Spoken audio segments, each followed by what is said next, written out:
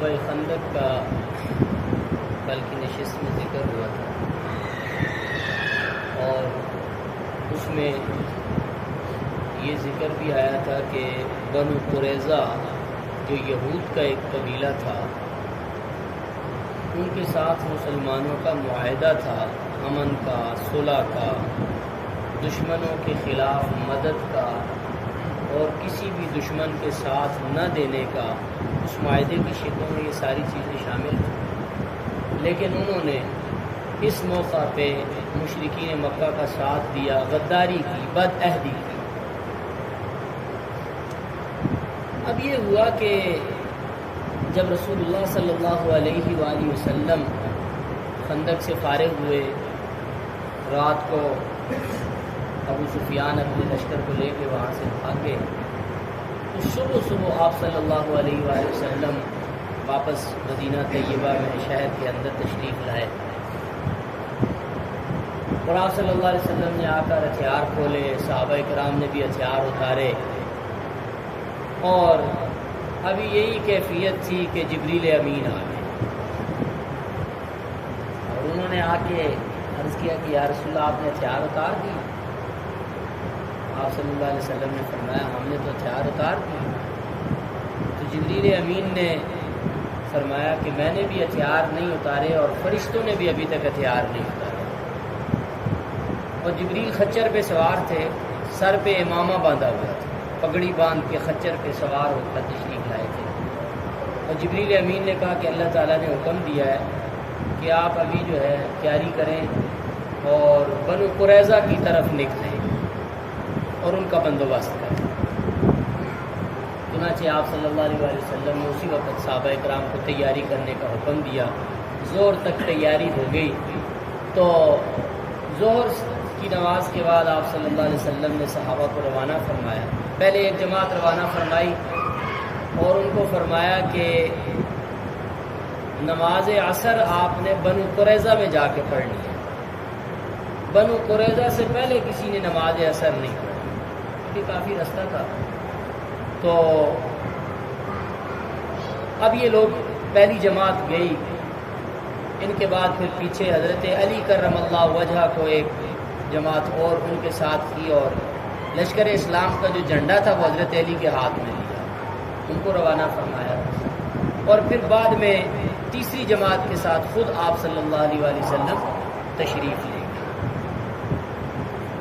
اب جب یہ نبی کریم صلی اللہ علیہ وآلہ وسلم نے جو پہلی جماعت تشکیل دی تھی، پہلی جماعت بھیجی تھی، وہ جب گئی تو ان کو ہدایت یہ تھی کہ عصر کی نماز آپ نے بنو قریظہ میں پڑھ لی، اور آپ صلی اللہ علیہ وسلم نے فرمایا کہ کوئی بھی بنو قریظہ کے علاوہ عصر کی نماز نہیں پڑھے گا، یہ حکم تھا۔ راستے میں عصر کی نماز کا ٹائم ہو گیا، اب وہاں دو جماعتیں بن گئی۔ کچھ لوگوں نے کہا جی کہ کیونکہ عصر کی نماز ہو رہی ہے قضا، تو ہمیں عصر کی نماز اب یہیں رستے میں پڑھ لینی چاہیے۔ نبی صلی اللہ علیہ وسلم کا مقصد یہ تھا کہ ہم اتنا تیز جائیں کہ عصر تک وہاں پہنچ جائیں۔ عصر تک تو ہم نہیں پہنچے، ابھی تو بہت رستہ ہے، تو لہٰذا ہمیں عصر کی نماز ادھر پڑھ لینی چاہیے۔ باقی ایک جماعت وہ تھی، انہوں نے کہا جی کہ نہیں،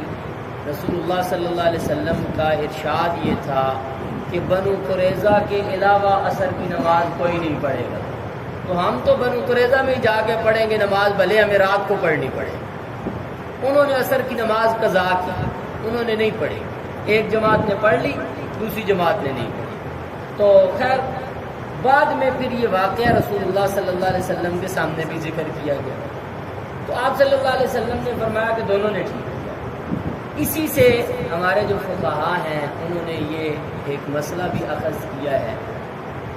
نبی کریم صلی اللہ علیہ وسلم کے ایک ہی ارشاد کے ایک وقت میں ایک سے زیادہ مطلب ہو سکتے ہیں، جس کو ہم اجتہادی مطلب کہتے ہیں۔ تو چونکہ اس میں اجتہاد کی گنجائش ہوتی ہے، اس کے معنی میں وسعت ہوتی ہے،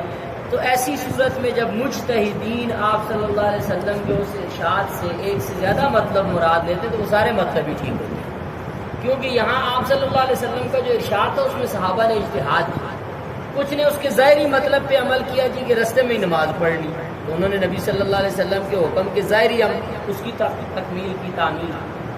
اور کوئی دوسرے تھے انہوں نے اجتہاد کیا، انہوں نے کہا جی نہیں اس کا مطلب یہ تھا کہ بنو قریظہ میں پڑھ لی، تو انہوں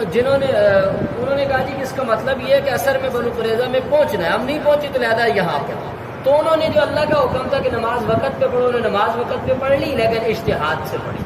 تو دونوں کو ہی نبی کریم صلی اللہ علیہ وسلم نے فرمایا کہ دونوں نے ٹھیک، دونوں سے ہی، کسی کی بھی آپ صلی اللہ علیہ وسلم نے غلط کسی کو نہیں قرار دیا، کسی کو یہ نہیں کہا کہ آپ نے غلط کیا ہے۔ بہرحال صحابہ کرام تشریف لے گئے کہ پہلی جماعت پہنچی بنو قریظہ میں، تو بنو قریظہ کے جو یہودی تھے وہ بڑے بپرے، انہوں نے رسول اللہ صلی اللہ علیہ وسلم کی شان میں گستاخیاں کی کہ ہم دیکھ لیں گے، ہم یہ کر لیں گے، ہم وہ کر لیں گے۔ جب پیچھے سے بڑی جماعت گئی، بڑا لشکر حضرت علی کرم اللہ وجہ کی قیادت میں پہنچا، تب ان کو احساس ہوا کہ موقع تو خراب ہو گیا ہے، اب وہ اپنے قلعے میں چلے گئے، بند ہو گئے، محصور ہو گئے قلعے میں۔ نبی کریم صلی اللہ علیہ وآلہ وسلم نے اور صحابہ اکرام نے جا کے ان کا محاصرہ کر لیا، کئی دن کا محاصرہ جاری رہا، پریشان ہو گئے، تو ان کا جو سردار تھا کعب بن اسد، اس نے سب کو جمع کیا، جمع کر کے اس نے کہا کہ 3 چیزیں میں تمہارے سامنے پیش کرتا ہوں، ان میں سے کسی ایک پہ عمل کرو تو کوئی حل نکل آئے گا۔ سب سے پہلی چیز یہ ہے کہ ایمان لے آؤ، یہ تو تمہیں پتہ ہے کہ یہ اللہ کے سچے نبی ہیں، تو ان پر ایمان لے آؤ، ان کی پیروی اختیار کر لو تو تب بھی تمہیں نجات مل جائے گی، تمہارا مسئلہ حل ہو جائے گا۔ قوم نے کہا جی کہ یہ نہیں، اپنے دین کو ہم نہیں چھوڑ سکتے، دین سے ہم پیچھے نہیں ہٹیں۔ پھر اس نے کہا کہ دوسری میری رائے یہ ہے کہ ہم اپنی عورتوں اور اپنے بچوں کو اپنے ہاتھوں سے قتل کرتے ہیں اور اس کے بعد پھر لڑتے ہیں، کیونکہ شکست اور بزدلی کی جو سبب ہوتا ہے وہ عورتیں اور بچے ہوتے ہیں، ان کو پہلے مار دیں گے، پھر اپنی جان ہی جان ہوگی، تو اگر فتح ہو گئی تو عورتیں بھی مل جائیں گی، بچے بھی مل جائیں گے، اور اگر جو ہے نا مارے گئے تو یہ غم نہیں ہوگا کہ پیچھے ہماری عورتوں اور بچوں کا کیا ہوگا، تو وہ تو ہم پہلے مار دیں گے۔ تو انہوں نے کہا جی کہ یہ بھی نہیں ہو سکتا، ہم اس طرح بے گناہ عورتوں اور بچوں کو بغیر وجہ کے کس طرح قتل کریں، یہ ہم سے نہیں ہوگا کہ اپنی عورتوں اور بچوں کو ہم خود قتل کریں۔ اس نے کہا پھر تیسری صورت یہ ہے کہ چونکہ مسلمان یہ سمجھتے ہیں، آگے ہفتے کا دن تھا، اس نے کہا کہ ہفتے والے دن مسلمانوں کو یہ بات پتہ ہے کہ ہم ان پہ حملہ نہیں کریں، کیونکہ ہفتے کا دن ہمارے ہاں تعظیم کا دن ہے، احترام کا دن ہے، تو ہم تیاری کر کے ہفتے والے دن ان پہ زبردست حملہ کرتے ہیں تو بھی ہم ان پر فتح پا لیں۔ قوم نے کہا یہ بھی نہیں ہو سکتا، اس لیے کہ ہفتے والے دن کی تعظیم نہ کرنے کی وجہ سے ہمارے آباء و اجداد بندر اور خنزیر بنے، تو اب آپ سمجھتے ہو کہ ہم ہفتے والے دن کی تعظیم نہیں کریں گے اور ہم حملہ کر دیں گے، ہفتے والے دن کے احترام کو پامال کریں گے تو ہمیں فتح ملے گی، فتح کی کوئی صورت نہیں ہے، ہمیں فتح نہیں مل سکتی، تو لہذا یہ تینوں چیزیں نا اس پہ ہم عمل نہیں کر سکتے، ہم ان چیزوں کو مسترد کرتے ہیں۔ اس کو باہر لے جاؤ احمد، باہر کھلاؤ۔ تو بہرحال یہ چیزیں ان پہ جاری رہیں اور محاصرہ بھی جاری رہا، تو وہ تنگ آ گئے، انہوں نے کہا جی کہ حضرت ابو لبابہ رضی اللہ تعالیٰ عنہ وہ ہمارے چونکہ حلیف ہیں، ان کے ساتھ بھی ہمارا معاہدہ ہے، ان کو بھیج دیں، ذرا ہم ان سے مشورہ کرنا چاہتے ہیں۔ تو نبی صلی اللہ علیہ وسلم نے حضرت ابو لبابہ کو بھیج دیا۔ جب حضرت ابو لبابہ وہاں گئے تو ان کے مرد، ان کی عورتیں، بچے سارے ان کے ارد گرد جمع ہو گئے اور آ کے جو ہے نا منتیں زاریاں شروع کر دی کہ کچھ کرو، ہمیں بچاؤ، ہمیں نجات دلاؤ، اور ان کی عورتیں جو ہے رونے لگ گئیں۔ پھر انہوں نے حضرت ابو لبابہ سے پوچھا کہ اگر ہم رسول اللہ صلی اللہ علیہ وسلم کے حوالے کر دیں اپنے آپ کو تو آپ کیا سمجھتے ہیں ہمارے حق میں کیا فیصلہ ہوگا؟ تو انہوں نے کہا بس ایک ہی فیصلہ ہوگا تمہارے حق میں، ایسے اشارہ انہوں نے کیا کہ تمہارے حق میں ایک ہی فیصلہ ہوگا۔ تو یہ چیز چونکہ ایک راز تھا اور انہوں نے یہ راز بتایا، لیکن اسی وقت ان کو سخت ندامت ہوئی کہ میں نے ان کو ایسے کیوں بتایا ہے کہ رسول اللہ صلی اللہ علیہ وسلم آپ کو قتل کریں گے۔ تو واپس آئے، سیدھے گئے مسجد نبوی میں اور انہوں نے اعلان کیا کہ مجھ سے ایک بہت بڑی غلطی ہو گئی ہے اور اس غلطی میں میری توبہ جب تک اللہ تعالیٰ واضح طور پہ قبول نہیں کرے گا، نہ میں کھاؤں گا، نہ میں پیوں گا، نہ میں کسی سے بات کروں گا۔ اور اپنے آپ کو مسجد کے ایک ستون سے باندھ دیا کہ جب تک اللہ تعالیٰ آسمان سے میری توبہ کی قبولیت نہیں نازل کرے گا، میں اپنے آپ کو نہیں کھولتا، بس میں ادھر ہی مر جاؤں گا، لیکن میری توبہ یہی ہے۔ اب انہوں نے باندھ دیا اپنے آپ کو، اور 6 دن تک اپنے آپ کو باندھے رکھا۔ صرف جو ہے فرض نماز کے لیے، وضو کے لیے ان کو کھولتے تھے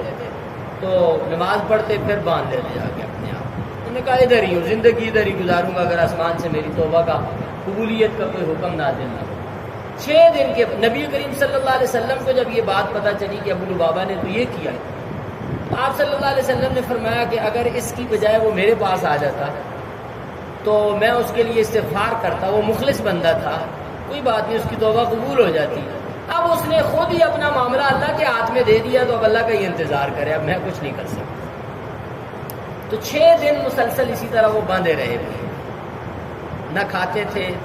نہ پیتے تھے، نہ کسی سے بات کرتے تھے، بس ادھر اپنے آپ کو باندھتے رہے، صرف قضاء حاجت وضو کے لیے، نماز کے لیے کھلتے تھے اور پھر اپنے آپ کو باندھتے تھے۔ 6 دن کے بعد پھر اللہ تعالیٰ نے نبی کریم صلی اللہ علیہ وآلہ وسلم پہ وحی بھیجی، جبریل آئے اور جبریل نے آ کے بتایا کہ اللہ تعالیٰ نے ابو لبابہ کی توبہ کو قبول کر لیا۔ تو آپ صلی اللہ علیہ وسلم نے بندے دوڑائے کہ جاؤ ابو لبابہ کو کھولو اور اس کو بشارت دو کہ اس کی توبہ اللہ تعالیٰ نے قبول کر لی۔ جب لوگ گئے دوڑے دوڑے، اس کو کہا مبارک ہو۔ جب اس کے پاس گئے کھولیں، انہوں نے کہا مجھے کھولنا نہیں، میں نے یہ منت مانی ہوئی ہے کہ مجھے رسول اللہ صلی اللہ علیہ وسلم اپنے ہاتھ سے ہی کھولیں گے تو میں کھولوں گا، نہیں تو میں کھلتا بھی نہیں وجہ سے، میں اپنے آپ کو باندھ کے ہی رکھتی ہوں۔ تو پھر آپ صلی اللہ علیہ وسلم کو آ کے بتایا گیا کہ انہوں نے تو یہ منت مانی ہوئی ہے کہ جب تک مجھے رسول اللہ نہیں کھولیں گے میں نہیں کھلوں گا یہاں سے، میں اسی ستون کے ساتھ بندھا تھا۔ تو پھر آپ صلی اللہ علیہ وسلم تشریف لے گئے، آپ نے اپنے ہاتھوں سے جا کے ان کو کھولا، تو تب جا کے انہوں نے پھر یعنی اپنے آپ کو وہ نکلے وہاں سے اور توبہ ان کی قبول ہو گئی۔ بہرحال یہ سلسلہ جاری رہا اور محاصرہ بھی ان کا جاری تھا۔ بالآخر یہ ہوا کہ چونکہ یہ جو بنو قریظہ تھے، ان کا قبیلہ اوس کے ساتھ حلف تھا، معاہدہ تھا، جس طرح بنو نذیر کا خزرج کے ساتھ تھا۔ اور جب ان کا محاصرہ ہوا تو خزرج والے، اس میں عبداللہ ابن ابی بھی تھا اور دوسرے باقی منافقین بھی تھے، اور بھی ان کے بہت سارے، ان سب نے منتیں سماجتیں کی تھی کہ ان کو چھوڑ دے، تو نبی صلی اللہ علیہ وسلم نے ان کو چھوڑ دیا تھا۔ اب انہوں نے اوس والوں کو کہا کہ آپ ہمارے حق میں کوئی جا کے سفارش کریں تو ہمارا مسئلہ حل ہے۔ تو نبی کریم صلی اللہ علیہ وسلم کے پاس جو صحابہ اکرام تھے جن کا اوس سے تعلق تھا وہ آئے اور انہوں نے آ کے درخواست کی کہ یا رسول اللہ آپ جو ہے ان کے حق میں کوئی نرمی کریں، ہماری ان کے ساتھ تعلق ہے، دوستانہ ہے، مراسم ہے، آپ ان کو رہا کر دیں، چھوڑ دیں۔ آپ صلی اللہ علیہ وسلم نے فرمایا کہ اس طرح ہے کہ ان کا فیصلہ آپ کے ہی ہاتھ میں دیتے ہیں اور آپ کا سردار جو فیصلہ کرے گا وہی ہو۔ اور ان کے سردار تھے حضرت سعد ابن معاذ رضی اللہ تعالیٰ، اور سعد ابن معاذ رضی اللہ تعالیٰ نے زخمی تھے، ان کو خندق میں تیر لگا ہوا تھا شاہ رگ میں، اور وہ زخم جو ہے رک نہیں رہا تھا۔ تو کل ہم نے ذکر کیا تو انہوں نے دعا کی تھی اللہ تعالیٰ سے کہ یا اللہ اگر جو ہے مشرکین سے جنگ ختم ہے تو پھر تو ختم ہے، اگر ہونی ہے جنگ تو مجھے زندگی دے تاکہ میں لڑوں ان سے، اور ایک دعا میری یہ قبول کرنا کہ بنو قریظہ کی ذلت مجھے دیکھنے سے پہلے موت نہ دے، بنو قریظہ کو جب ان کی ذلت میں دیکھ لوں پھر مجھے موت دے۔ اب بنو قریظہ کو یہ پیغام دیا گیا کہ رسول اللہ صلی اللہ علیہ وسلم نے فرمایا ہے کہ آپ کا فیصلہ اوس کے پاس، جن کے ساتھ آپ کا معاہدہ ہے، انہی کے ہاتھ میں آپ کا فیصلہ ہے، اور فیصلہ سعد ابن معاذ کریں گے۔ وہ خوش ہو گئے کہ چلو ہماری تو ان کے ساتھ دوستی ہے تو اچھا ہی فیصلہ ہوگا ہمارے حق، وہ تیار ہو گئے، انہوں نے اپنے آپ کو حوالے کر دیا۔ تو اب یہ ہوا کہ ان کے جو جتنے لوگ تھے، ان کے بچے، عورتیں، مرد، سب کو لایا گیا، اور جو ان کے مرد تھے، جنگجو تھے، لڑاکا جو لڑ سکتے تھے، ان کو ایک گھر میں بند کر دیا گیا، بچوں عورتوں کو ایک جگہ پہ بند کر دیا گیا۔ سعد ابن معاذ رضی اللہ تعالیٰ عنہ جب زخمی ہوئے تھے، جب ان کو تیر لگا تھا، تو نبی کریم صلی اللہ علیہ وسلم نے حکم دیا تھا کہ ان کا خیمہ مسجد نبوی کے اندر لگا دیا جائے، ان کی رہائش جو ہے مسجد نبوی کے اندر بنائی جائے تاکہ میں ہر وقت ان کو دیکھ سکوں، ان کی خبرگیری کر سکوں، کہ گھر ہوں گے تو بار بار آنا جانا مشکل ہو۔ ان کا خیمہ جو ہے مسجد نبوی کے اندر لگا ہوا تھا۔ تو آپ صلی اللہ علیہ وسلم نے جب ان کو پکڑ لیا اور یہ بنو قریظہ والے سارے گرفتار کر کے لائے گئے، تو اب سعد ابن معاذ رضی اللہ تعالیٰ عنہ کو بلایا گیا نبی کریم صلی اللہ علیہ وسلم کی مجلس میں، جہاں پہ فیصلہ ہونا، مسجد نبوی میں نہیں تھا یہ فیصلہ پایا، جہاں فیصلہ ہونا تھا وہاں بلایا گیا۔ حضرت سعد ابن معاذ رضی اللہ تعالیٰ عنہ کو خچر پر بٹھا کر لایا گیا۔ جب حضرت سعد ابن معاذ مجلس میں تشریف لائے، آپ صلی اللہ علیہ وسلم نے جو اوس کے لوگ آپ کے پاس سفارشیں لے کے آئے ہوئے تھے، بیٹھے ہوئے تھے، ان کو آپ نے فرمایا قوموا الی سیدکم، اپنے سردار کے لیے کھڑے ہو جاؤ۔ تو وہ لوگ کھڑے ہو گئے، پھر آپ نے فرمایا کہ ان کو اتارو نیچے، اعزاز سے ان کو اتارا، بٹھایا گیا۔ ان کو کہا گیا کہ آپ کے پاس فیصلہ ہے، آپ ان کے بارے میں فیصلہ کریں۔ انہوں نے کہا جی کہ میرا ان کے بارے میں فیصلہ یہ ہے کہ جتنے ان کے لڑاکے جنگجو ہیں ان سب کو قتل کر دیا جائے، اور ان کی تمام عورتوں اور بچوں کو غلام اور باندیاں بنا کر بیچ دیا جائے، غلام اور باندیاں بنا دیے جائیں، اور ان کے تمام اموال مسلمانوں میں تقسیم کر دیے جائیں۔ ظاہر ہے انہوں نے اپنا خود ہی اختیار حضرت سعد ابن معاذ کو دیا تھا، اور انہوں نے یہ بھی کہا تھا کہ جو فیصلہ یہ کریں گے ہمیں وہ قبول ہے۔ جب حضرت سعد ابن معاذ نے یہ فیصلہ کیا تو نبی کریم صلی اللہ علیہ وسلم نے فرمایا کہ آپ نے وہ فیصلہ کیا ہے جو فیصلہ اللہ تعالیٰ چاہتا ہے۔ اللہ کی طرف سے بھی یہی فیصلہ تھا کہ ان کے جنگجوؤں کو قتل کیا جائے، کیونکہ انہوں نے بہت خطرناک موقع پہ غداری کی۔ جب دشمن پوری قوت سے آیا ہے اس موقع پہ انہوں نے ہمارا ساتھ چھوڑا، عین موقع پہ انہوں نے غداری کیا، اور ان کی سزا موت ہی تھی۔ اللہ کی طرف سے فیصلہ یہ تھا، اور یہ سزا تورات میں بھی تھی، کیونکہ یہودی تھے۔ تورات کے اندر اب بھی یہ سزا موجود ہے، اور اس وقت بھی موجود تھی۔ تورات میں بھی یہ سزا تھی کہ اگر کوئی غداری کرے تو اس کی سزا یہ ہے کہ ان کے مردوں کو قتل کر دیا جائے، عورتوں اور بچوں کو باندیاں بنا لیا جائے، اور ان کے تمام اموال ضبط کر لیے۔ تو نبی کریم صلی اللہ علیہ وسلم نے فرمایا کہ چونکہ ان کے اپنے قانون میں بھی سزا غداری کی یہی ہے، اور اللہ بھی یہ چاہتے ہیں کہ ان کو یہی سزا دی جائے، اور آپ نے وہی فیصلہ کیا جو اللہ کو پسند تھا، تو لہٰذا ان کے 400 مردوں کو جو جنگجو تھے ان کو قتل کیا گیا، اور ان کے لیے قبریں کھود کے ان کو قتل کر کے ان کو ان میں ڈال کے ان کو دفن کر دیا گیا۔ ان کی عورتوں اور ان کی جو باندیاں بچے تھے ان سب کو شام اور نجد کے علاقوں میں بیچ کر وہ جو ان کی جو پیسہ جو حاصل ہوا اس کے ذریعے سے اسلحہ اور ہتھیار خریدے گئے، اور ان کے جو اموال تھے وہ تمام کے تمام مسلمانوں میں تقسیم کر دیے گئے۔ تو یہ بنو قریظہ کے ساتھ۔ تو اب دیکھیں کہ آج بھی جو ہے اسلام پہ جو اعتراضات کیے جاتے ہیں، اور نبی علیہ السلام کی سیرت اور جنگوں پہ جو اعتراضات ہوتے ہیں، اس حوالے سے چونکہ آج بھی یہودی اہل علم بہت ہیں اور وہ ان چیزوں کو بار بار اٹھاتے ہیں، اور ہمارے پاس سادہ لوگ جو ہے جو ان سے متاثر ہوتے ہیں، مشرقی مغربی اسکالر سے متاثر ہوتے ہیں، ان کی آراء سے، ان کی افکار سے متاثر ہوتے ہیں، وہ بھی اس چیز کے سوال اٹھانے لگ جاتے ہیں کہ دیکھیں کہ کتنا بڑا ظلم ہے اور یہ، لیکن یہ ہے کہ وہ اس پورے پس منظر کو بھول جاتے ہیں کہ یہ سزائیں جو بنو قینقاع کو دی گئی، بنو نذیر کو دی گئی، بنو قریظہ کو دے گی، اس کے پیچھے سارا پس منظر کیا تھا، کس طرح انہوں نے غداریاں کی تھیں۔ اور غداری کی سزا تو آج بھی ساری دنیا کے قوانین میں قتل اور موت ہی ہے، پوری دنیا میں یہی ہے، جس ملک میں بھی ملک کے قانون اور آئین سے غداری کریں گے تو اس کی سزا قتل ہی ہے، موت ہی سزا ہے اس کی۔ تو چونکہ یہ سزا تو آسمانی قانون میں بھی ہے، اور تورات اور انجیل کے قانون میں بھی یہی سزا ہے، اور قرآن کے ہاں اسلام نے بھی ارتداد کی اور غداری، اسلام سے غداری کی جو سزا ہے وہ قتل ہے، اور ملکی قوانین میں بھی، وضعی قوانین جو ہیں دور حاضر کے ان میں بھی یہی سزا ہے۔ تو اصل میں ان کو یہ جو سزا دی گئی یہ ان کی غداری کی وجہ سے دی گئی کہ انہوں نے اسلام سے اور مسلمانوں کے ساتھ معاہدوں کے باوجود جو ہے وہ غداری کی اور دشمن سے ساز باز کی، اور اس کے نتیجے میں پھر ان سب کو یا جلاوطنی کی سزا دی گئی یا قتل کی سزا دی گئی۔ تو یہ غزوہ بنو قریظہ ہے جس کا مختصر سا جو ہے تذکرہ ہم نے کیا، اور یہ خندق کے ساتھ، غزوہ خندق اور احزاب جو ہے اس کے ساتھ جڑا ہوا ہے۔ اس کے بعد سن 6 ہجری کے واقعات شروع ہوتے ہیں، اس میں بہت سارے سرایا ہیں، بہت سارے لشکر نبی کریم صلی اللہ علیہ وسلم نے بھیجے ہیں، اس میں ایک واقعہ صرف ہم جو ہے وہ آج کی اس نشست میں شامل کرتے ہیں۔ محمد ابن مسلمہ انصاری رضی اللہ تعالیٰ عنہ کو نبی کریم صلی اللہ علیہ وسلم نے ایک علاقے میں بھیجا، اور انہوں نے جن لوگوں کی طرف آپ صلی اللہ علیہ وسلم نے بھیجا تھا ان کے اوپر انہوں نے جا کے حملہ کیا، کچھ لوگ ان کے مارے گئے، مال غنیمت بھی ان کو کچھ حاصل ہوا۔ جب محمد ابن مسلمہ انصاری رضی اللہ تعالیٰ عنہ کی جو جماعت تھی، ان کا جو لشکر تھا وہ واپس آ رہا تھا، تو بنو حنیفہ جو ہے اس کے ایک سردار ہیں سمامہ بن اسال رضی اللہ تعالیٰ، وہ ان کو کہیں ہاتھ لگ گئے، انہوں نے ان کو پکڑ لیا، تو پکڑ کے ان کو لے آئے۔ یہ سمامہ بن اسال جو ہے بنو حنیفہ سے تعلق رکھتا ہے۔ بنو حنیفہ جو ہے یہ وہ قبیلہ ہے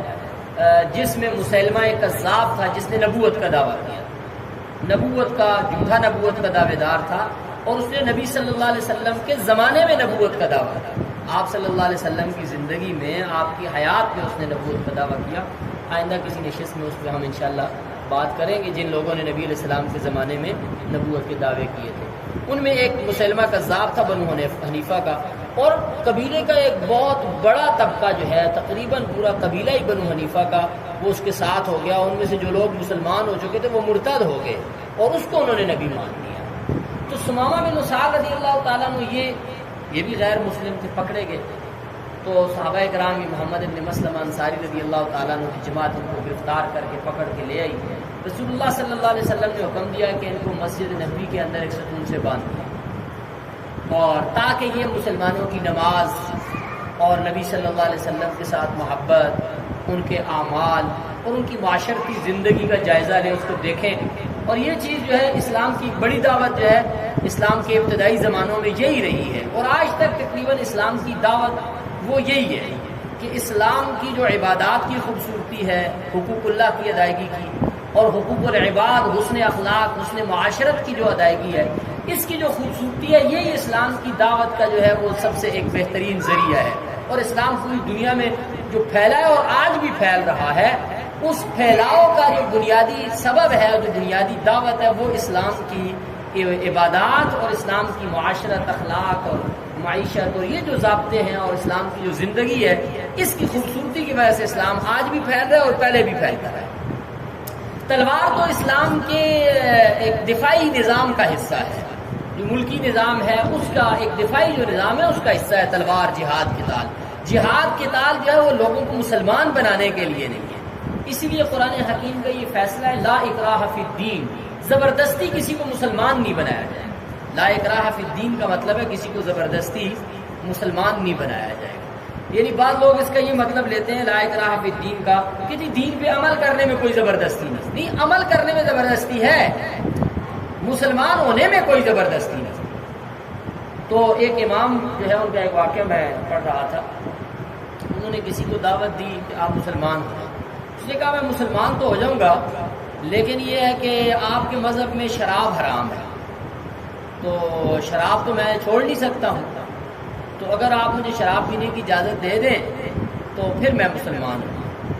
انہوں نے کہا شراب حرام ہے یا حلال ہے، آپ مسلمان ہو جو پیتے رہنا شراب۔ تو اس نے اسلام قبول کر لی۔ جب اس نے اسلام قبول کر لی انہوں نے کہا آپ کان کھول کے سن لو، اسلام میں شراب پینے کی سزا 80 کوڑے، اگر آپ نے شراب پی تو آپ کو 80 کوڑے ہم ماریں گے، اور اگر آپ نے اسلام سے واپس جانے کا سوچا تو آپ کو قتل کریں، کیونکہ اسلام میں واپسی کی سزا، ارتداد کی سزا قتل ہے، اس لیے آپ کو میں شراب چھوڑنی پڑے گی، اب تمہارے پاس اور کوئی راستہ نہیں رہا۔ تو اس لیے لا اکراہ فی الدین کا مطلب یہ ہے کہ مسلمان ہونے میں کوئی جبر نہیں، اگر اسلام قبول کرنا ہے تو آپ آزاد ہیں، اور اسلام ویسے ہے بھی وہی معتبر جو آپ اپنے اختیار سے، اپنی آزادی سے قبول کریں۔ جبر کے ساتھ جو اسلام ہے وہ تو اسلام ہے ہی نہیں، وہ تو نفاق ہے کہ آپ کے اوپر کسی نے تلوار رکھی ہے، بندوق رکھی ہے کہ پڑھو کلمہ، اور کلمہ پڑھ لیتے ہیں، دل میں کفر ہے، تو وہ تو نفاق ہے، وہ تو اسلام نہیں ہے۔ تو اسلام میں داخل ہونے میں کوئی جبر نہیں، کسی کو مجبور نہیں کیا جائے گا، اس میں لا اکراہ فی الدین ہے۔ تو اسلام میں اصل تو دعوت ہے، اسلام کا جو نظام ہے اس کو دوسروں کے سامنے پیش کرنا ہے، حسن اخلاق، حسن کردار، حسن معاشرت، حسن عبادات، حسن عقائد، یہ چیزیں لوگوں کے سامنے پیش کر کے ان کو اسلام کی دعوت دی جائے اور اسلام کی طرف ان کو لایا جائے۔ تو سمامہ بن اسال رضی اللہ تعالیٰ عنہ جو تھے، ابھی تک مسلمان نہیں ہوئے، تو ان کو باندھ دیے گئے۔ سمامہ بن اسال کو نبی علیہ السلام نے فرمایا ان کو مسجد نبوی میں باندھ دیا گیا۔ اب لوگ آ رہے ہیں، نمازیں ہو رہی ہیں، نبی صلی اللہ علیہ وسلم تشریف لائے، آپ نے فرمایا ہاں بھائی کیا حال ہے اور کیا خیال ہے تمہارا ہمارے بارے میں؟ تو انہوں نے آگے سے کہا کہ اگر آپ مجھے قتل کرنا چاہتے ہیں تو میں مباح الدم ہوں آپ کے لیے، آپ مجھے قتل کریں تو میں قتل ہونے کا سزاوار ہوں، کیونکہ میں کہ آپ کی دشمن کی قوم سے ہوں۔ تو تو قتل کریں گے تو ایک ایسے انسان کو قتل کریں گے جس کا خون آپ کو کر دینے پہ کوئی حرج کی بات نہیں، اور اگر آپ مجھ پہ احسان کریں گے تو آپ ایک ایسے انسان پہ احسان کریں گے جو بڑا قدردان ہے، جو بڑے اچھی صفات کے آدمی تھے، اور اگر آپ کو مال چاہیے تو جتنا پیسہ چاہیے وہ لے لیں اور مجھے چھوڑ دیں۔ نبی کریم صلی اللہ علیہ وسلم مسکرائے اور چلے گئے۔ اب صحابہ کرام ان کا بڑا خیال رکھ رہے ہیں، کھانا پینا ان کو دے رہے ہیں، مسجد نبوی میں ان کے ساتھ بات چیت کر رہے ہیں، لیکن ان کو باندھا ہوا ہے، کھول نہیں رہے، ان کو بیڑیاں ڈال کے وہاں مسجد نبوی کے ستون کے ساتھ باندھ کے رکھا ہوا ہے کہ جا نہیں سکتے، قید میں ہے، گرفتاری میں ہے۔ دوسرے دن آپ صلی اللہ علیہ وسلم تشریف لائے، آپ نے فرمایا سمامہ کیا خیال ہے تمہارا میرے بارے میں؟ تو انہوں نے پھر کہا کہ انہوں نے قتل کی بات نہیں کی، پیسے کی بات بھی نہیں کی، صرف یہ کہا کہ اگر آپ مجھ پہ انعام و احسان کریں گے تو آپ ایک بڑے قدردان پہ احسان کریں، بڑے شکر گزار پہ احسان کریں۔ آپ صلی اللہ علیہ وسلم مسکرائے اور چلے گئے۔ تیسرے دن آپ صلی اللہ علیہ وسلم تشریف لائے تو آپ نے پھر فرمایا ہاں سمامہ کیا خیال ہے؟